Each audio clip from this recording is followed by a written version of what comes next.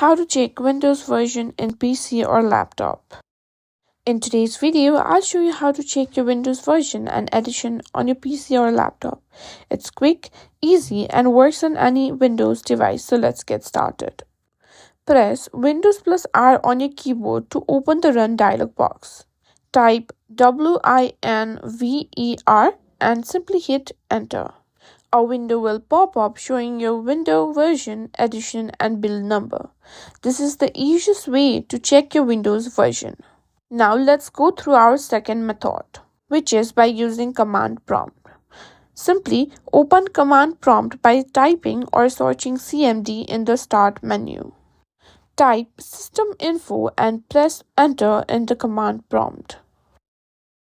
Various informations will now appear. Now look for OS name and version in the list of details. And that's it. Now you know how to check your Windows version in 2 simple ways.